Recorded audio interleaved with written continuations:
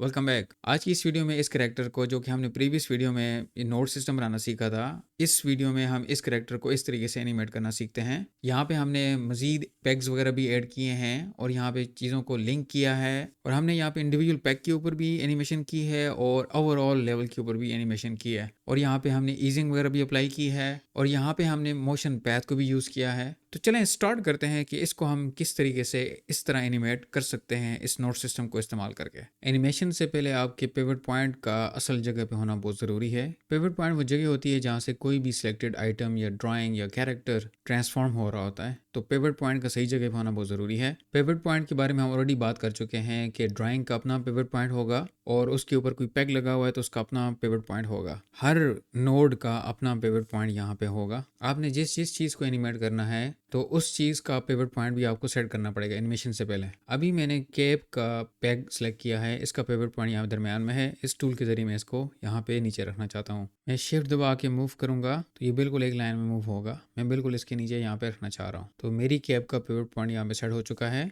Next जो peg है वो इन दो स्मॉल डॉट्स का है जो कि वाइट हैं। इनका पिवट पॉइंट मैं सेंटर में रखना चाह रहा हूँ। शिफ्ट दबा के मैं इसको ऊपर ले जाऊँगा, इनके दरमियान पे यहाँ पे रख दूंगा। तो ये दोनों इकट्ठे मूव करेंगे तो इनका पिवट पॉइंट मैंने दरमियान में रख दिया। यहाँ पर नेक्स्ट पैग जो है वो पीपल का है, इसको भी पकड़ के मैं यहाँ पे ऊपर दरमियान में ले जाऊँगा। शिफ्ट दबा के मैं ऊपर लेके जा रहा हूँ, इसको भी ऑलमोस्ट मैंने यहाँ पे दरमियान में रख दिया। नेक्स्ट हमारे पास आइस का पैग है, इसको भी शिफ्ट दबा के मैं इधर दरमियान में रख दिया इसको। देन हमारे पास ये वाला पैग है जो कि पूरी आइस को कंट्रोल करता है। ये इस ड्राइंग के सेंटर में है। आई होप कि ये सेंटर में ही रहे तो बेहतर है, इसको मैं नहीं छेड़ रहा। नेक्स्ट हमारे पास ब्लशेज या चीक का है, इसको पकड़ के मैं थोड़ा सा यहाँ पे दरमियान में ले आता हूँ, इन दोनों के दरमियान में आ जाए। नेक्स्ट हमारे पास माउथ का है, इसको पकड़ के मैं इसके दरमियान में यहाँ पे रख देता हूँ। और फिर बेस का है, बेस का मैं इधर नीचे रखना चाह रहा हूँ। शिफ्ट दबा के मैंने इसको बिल्कुल यहाँ पे नीचे इस तरह रख दिया, तो इसका पिवट पॉइंट भी सेट हो चुका है। फिर हमारे पास नेक्स्ट फेस का पैग है, इसका पिवट पॉइंट दरमियान में है। हम ओके विद दैट, मैं इसको नहीं छेड़ रहा। मेन कंट्रोलर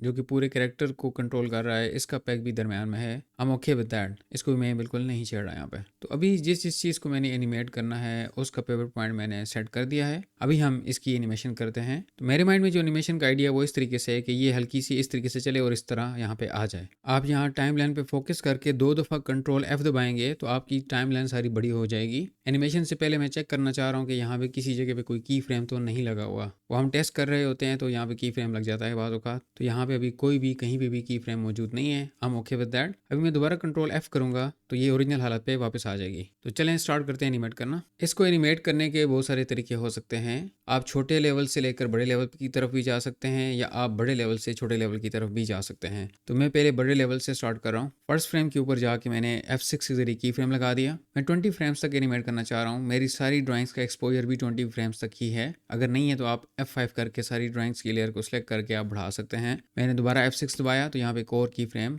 लग चुका है यहाँ पे। अभी मैं ट्रांसफॉर्म टूल से इसको सिलेक्ट करके थोड़ा सा यहाँ पे मूव करूंगा तो ये एक हल्की सी एनिमेशन देखें इसके ऊपर लग चुकी है। अभी मैं थोड़ा सा इसको और आगे लेके जाना चाह रहा हूँ। अभी इसकी मूवमेंट थोड़ी सी और ज़्यादा हो गई है। अभी मैं चाहता हूँ कि ये जो फासला तय कर रहा है ये एक सर्कुलर पैथ हो बजाय इसके कि लीनियर हो। तो यहाँ पे जाके मैं P से पॉइंट ऐड कर देता हूँ सेंटर में तकरीबन। इस पॉइंट को मैं थोड़ा सा यहाँ पे इस तरीके से नीचे ले आता हूँ तो ये हल्का सा कर्व की सूरत में रोटेट करेगा। शिफ्ट M से मैं रीसेट कर देता हूँ व्यू को और अगर अभी मैं इसको प्ले करता हूँ, देखिए अभी थोड़ा सा ये कर्व की सूरत में रोटेट कर रहा है। I'm okay with that। अभी ये जो मोशन है ये लीनियर है, नॉन ह्यूमन है। इसके ऊपर मैं यहाँ पे ईजिंग अप्लाई कर देता हूँ। मैं फर्स्ट की फ्रेम को सिलेक्ट करता हूँ, इन कर्व्स को सिलेक्ट करता हूँ, यहाँ पे मैं 40 वैल्यू लगा देता हूँ। 40 ऐड कर दी। फिर नेक्स्ट फ्रेम के ऊपर जाके मैंने अगेन यहाँ पे 40 वैल्यू ऐड कर दी। आप अपनी मर्जी से भी इसको चेंज कर सकते हैं। अप्लाई कर दिया तो ये इस तरीके से कर्व बन गई है। यहाँ पे बहुत हल्की सी है लेकिन इट्स ओके विद दैट। तो अगर अभी मैं इसको प्ले करूँ, देखें शुरू में स्लो है, देन अचानक दरम्यान में फास्ट हो जाता है और आखिर में जाके फिर स्लो हो जाता है। मैं पास कर दिया इसको। अभी मैं चाह रहा हूँ कि सिर्फ फेस एनिमेट हो तो फेस के साथ बेस भी सिलेक्ट हो रही है जो कि नहीं होनी चाहिए। तो अगेन मुझे यहाँ पे नए पैग्स बनाने पड़ेंगे कि ये बेस जो है वो डिफरेंट होनी चाहिए। तो फेस में मैं सिर्फ ये 3 चीज़ें रखना चाह रहा हूँ। आइज़ होनी चाहिए, ये ब्लशेस या चीक्स होनी चाहिए और माउथ होना चाहिए। बेस उसमें शामिल नहीं होनी चाहिए। तो यहाँ पे बेस शामिल है, इसके लिए मैं नया पैग यहाँ पे इंट्रोड्यूस करना पड़ेगा। तो इस बेस को मैं यहाँ से पकड़ के डिसेबल कर देता हूँ। ये बेस यहाँ से फ्री हो गया तो मैं कंट्रोल P करता हूँ यहाँ पे जैसे ही कंट्रोल पी किया यहाँ पे पेग इंट्रोड्यूस हो गया। इसकी एक वायर मैं यहाँ पे इसके साथ अटैच कर देता हूँ और दूसरी वायर इसके साथ यहाँ पे अटैच कर देता हूँ। इसका नाम मैंने करैक्टर रख दिया, मैंने क्लोज कर दिया। अभी मेन कंट्रोलर से एक वायर इसके साथ मैं अटैच कर देता हूँ। अभी मेरी फेस और बेस अलग हो गई है। अभी मैं फेस के ऊपर एनिमेशन लगाना चाह रहा हूँ। मैंने इसको सिलेक्ट किया और यहाँ पे ये मेरा इसका फर्स्ट की फ्रेम है। मैंने F6 दबा के यहाँ पे की फ्रेम ऐड कर दिया और देन फ्रेम 20 के ऊपर जाके दोबारा F6 से एक की फ्रेम ऐड कर दिया। पहले फ्रेम पे चाहता हूँ कि ये इसकी सारी चीज़ें बिल्कुल यहाँ पे शिफ्ट दबा के इस तरीके से हों पहले फ्रेम के ऊपर, और जब 20 फ्रेम के ऊपर आएँ तो ये बिल्कुल यहाँ पे आखिर में यहाँ पे इस तरीके से आ जाए और थोड़ी सी ये यहाँ पे थोड़ी सी स्ट्रेच भी हो जाए। ये मैंने थोड़ी सी स्ट्रेच कर दी और यहाँ पे भी ये थोड़ी सी स्ट्रेच होनी चाहिए ओरिजिनल से, कि मैं स्ट्रेच करके और थोड़ा सा इधर ले गया हूँ। अगर अभी मैं इसे प्ले करूँ तो देखिए इसके ऊपर ये इस तरह की एनिमेशन लग चुकी है।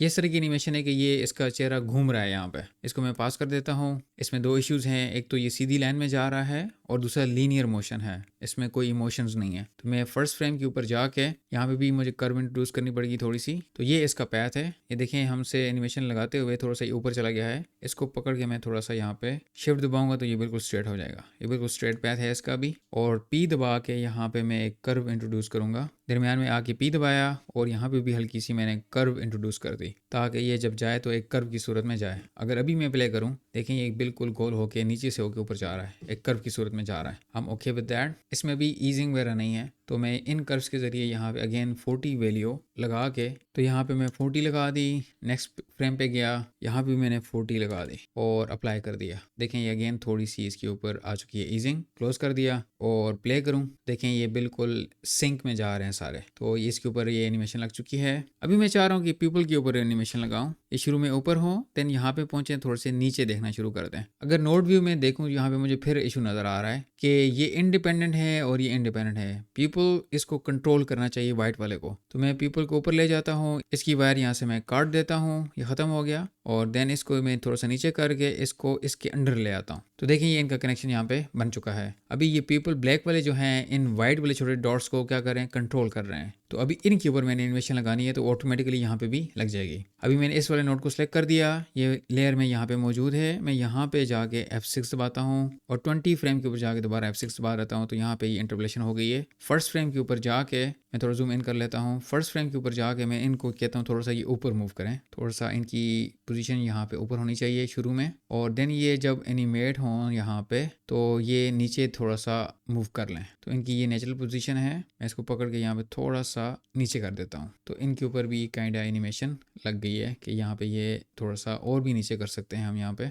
20 फ्रेम पे गए, एरो कीज दबा के मैं यहाँ पे बिल्कुल इनको और नीचे लेके आ रहा हूँ। अभी मैंने शिफ्ट M दबा के रीसेट कर दिया, दोबारा प्ले करता हूँ। अभी देखें इनके ऊपर भी एनिमेशन लग चुकी है। इस एनिमेशन के साथ ये इशू है कि इनकी एनिमेशन लीनियर है। यहाँ पे मुझे ईजिंग अप्लाई करनी पड़ेगी। पास कर दिया मैंने, सेम नोड सेलेक्टेड है मेरा। मैं फर्स्ट की फ्रेम के ऊपर आके ईजिंग वाली चीज़ें ऑन कर देता हूँ। अगेन सेम वैल्यू सारी जगह पे रखूँगा ताकि एक जैसा ये मूव करें। नेक्स्ट जाके अगेन यहाँ पे मैं रख दूंगा 40, अप्लाई, क्लोज। अगर अभी मैं प्ले करूँ, अभी देखिए इनकी एनिमेशन बिल्कुल एक जैसी हो गई है यहाँ पे। I am okay with this type of animation. शुरू में ये ऊपर देख रहे हैं, देन यहाँ पे आ रहे हैं और देन यहाँ पे ये नीचे देखना शुरू हो जाते हैं। अभी मैं चाह रहा हूँ कि मेरा माउथ भी जब एनिमेट हो तो ये श्रिंक हो जाए, यहाँ पे जाके श्रिंक हो, दरम्यान में पूरा हो जाए और यहाँ पे जाके दोबारा श्रिंक हो जाए। तो मैंने माउथ पैक सेलेक्ट कर लिया, यहाँ पे ये सेलेक्ट हो चुका है। मैं यहाँ पे जाके F6 के जरिए एक की फ्रेम लगा देता हूँ और ये दरमियान में बिल्कुल पूरा होना चाहिए। अगर मैं दरमियान में की फ्रेम नहीं लगाऊंगा तो ये यहाँ से श्रिंक हो के दोबारा यहाँ से उसी श्रिंक की तरफ चला जाएगा। तो मुझे यहाँ पे दरमियान में एक की फ्रेम लगाना पड़ेगा कि ये यहाँ पे पूरा हो जाए और यहाँ पे जाके दोबारा ये श्रिंक हो। तो मैं दोबारा F6 से यहाँ पे की फ्रेम लगा दूंगा। अभी फर्स्ट की फ्रेम के ऊपर जाके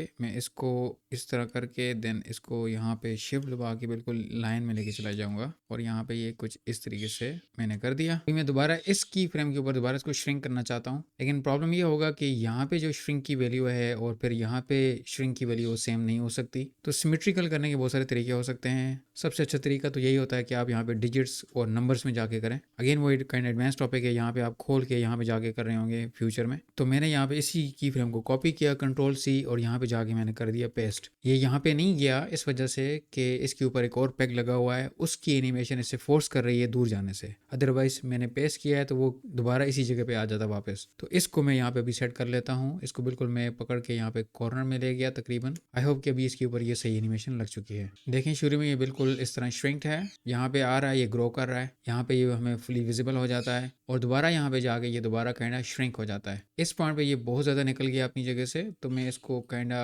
आइस के दरमियान ही रहने देता हूँ।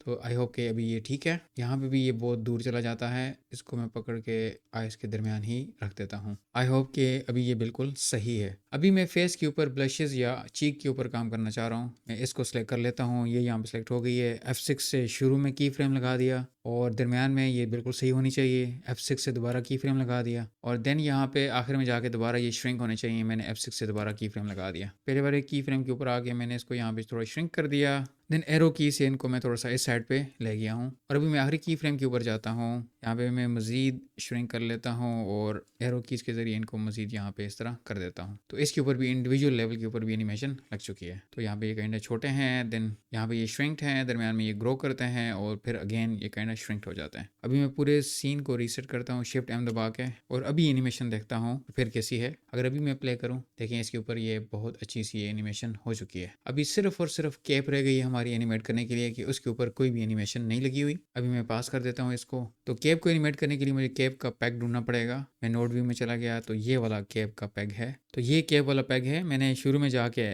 F6 से की फ्रेम लगा दिया, देन आखिर में जाके इसके ऊपर की फ्रेम लगा दिया, और इसकी पोजीशन जो है मैं चेंज करूँगा। मैं चाह रहा हूँ कि कैप शुरू में थोड़ी सी इस तरह हो, और देन यहाँ पे आके ये थोड़ी सी इस तरह हो जाए। देखिए अभी कैप भी इसके साथ मूव कर रही है। तो ये अगेन एक बहुत अच्छी इसके ऊपर एनिमेशन हो चुकी है। अगर अभी मैं प्ले करूं तो देखें ये एक बहुत अच्छी एनिमेशन इसके ऊपर लग चुकी है, कि कैप भी यहाँ पे इंडिविजुअल लेवल के ऊपर भी एनिमेट हो रही है। लेकिन यहाँ पे इशू ये है कि ये लीनियर है, इसके ऊपर भी आप कर्व्स वगैरह लगा सकते हैं। मैं इसको पास कर दिया, कैप वाले नोड को सिलेक्ट किया, पहले की फ्रेम के ऊपर जाके मैंने ईजिंग के लिए ये वाली कर्व्स ऑन कर ली। वैल्यू हम 40 दे रहे हैं पूरे प्रोजेक्ट में, तो 40, नेक्स्ट के ऊपर जाके अगेन 40, ताकि ये सारे एक जैसे हों, और यहाँ पे जाके फिर मैंने क्लोज कर दिया। और अगर अभी मैं प्ले करता हूँ तो ये इसके ऊपर भी बड़ी नेचुरल सी काइंड एनिमेशन हो गई है।